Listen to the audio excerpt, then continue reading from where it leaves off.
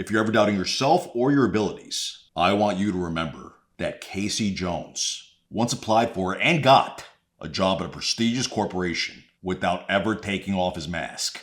And I know what you're thinking, white privilege. But there's more to it than that. This man's resume consisted of hospitalizing personagers. His only references were equally violent adolescent reptiles. No, Arnold Bernard Jones nailed that interview because he knew his worth. Did you ever see the episode where Baxter Stockman turns into a fly? He tries and fails to make a force field between the Twin Towers, which was weird to watch in 2024. Shredder's like, I asked you to do one simple thing, and he tosses him in Dimension X. Kang's like, I don't want him. This guy can't even make a simple force field. So he sends him to the disintegrator unit, which is exactly what it sounds like. But a common housefly follows him in.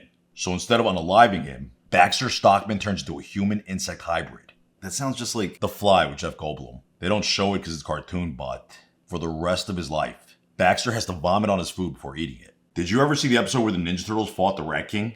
He's basically a Pied Piper ripoff and controls rodents by playing a flute. And real talk, his beat's a banger. So much so that Splinter becomes a stan. And he tries to fuck up the Turtles when they say Dr. Dre is a better producer. Are you sure it's not because Splinter is also a rodent? That might have been it. Either way, Walter, the Rat King abducts April O'Neil.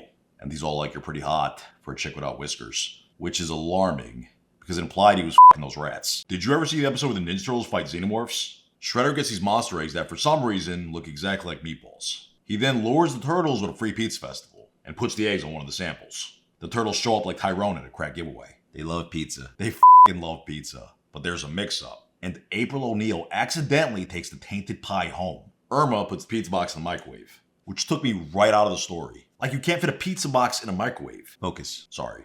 Anyway, the meatballs turn into these little pumpkin head looking bastards, and they run into the sewer. The Turtles get pissed. They're all like, we were here first. Squatters' rights. The meatball monsters get wet and transform into bigger, scarier versions. Like gremlins? Just like gremlins.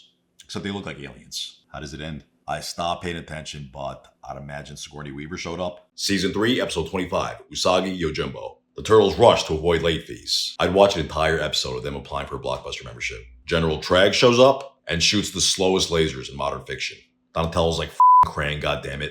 We're gonna get to the bottom of this with my pan-dimensional portal. I just want to point out that his brother's burnout and he's like Tony Stark level genius. Yet they came from the same puddle. So they start flipping through the portal like it's a TV. And they see a samurai bunny, I shit you not, fighting pigs in feudal Japan. The rabbit pops out of the TV like it's Avatar. Starts spanking them one by one. Tortoise in the hair rematch, bitch. Just when you think this guy needs a spin-off, he gets defeated by Papa John's. Splinter's like, put this nerd back where he came from. Donatello's like, that's way too hard. Can he just sleep on the couch? So they dress him up like a furry Sith Lord. They f up some foot. The rabbit sees a giant rabbit face and he's like, about time. He gets a part-time job in the service industry. Quits immediately. A giant dragon comes out of nowhere, but he gets defeated by a Yankee Candle. Do you remember that time Ninja Turtles got all Freaky Friday? Shredder and Splinter accidentally swap minds. Both the good and bad guys have no idea. Shredder, who's been trying to kill the Turtles for 3 seasons, has a chance to murder them in their sleep. Instead, he makes them do chores and tells April to f off. Splinter, who is tragically transformed into a hideous monster, has a second chance at humanity, and he wastes it. In the end, everything goes back to normal, and nobody learns a goddamn thing.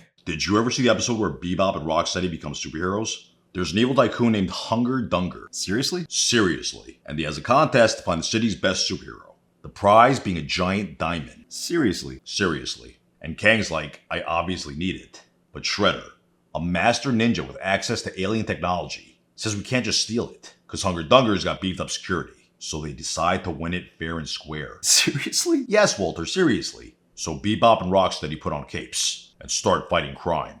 They call themselves Rhino-Man and Mighty Hog. That latter kind of sounds like a porn name. Seriously. While it may seem like new anxiety, AI has been a threat since the 80s. Krang once created an algorithm that was able to learn and mimic the unique fighting ability of the Teenage Mutant Ninja Turtles. It rendered them jobless and obsolete. So our heroes in Half Shell decided to strike, but the powers that be were not having it. They doubled down and invested even more in the new technology. Luckily, Donatello saw the potential. He realized AI wasn't their replacement, but a tool, and used it to his advantage. Do you remember the girl Ninja Turtle? Back in 1997, Fox debuted The Next Mutation, the first and to this day only live-action TMNT series. But it wasn't the only first, because the show introduced Venus de Milo.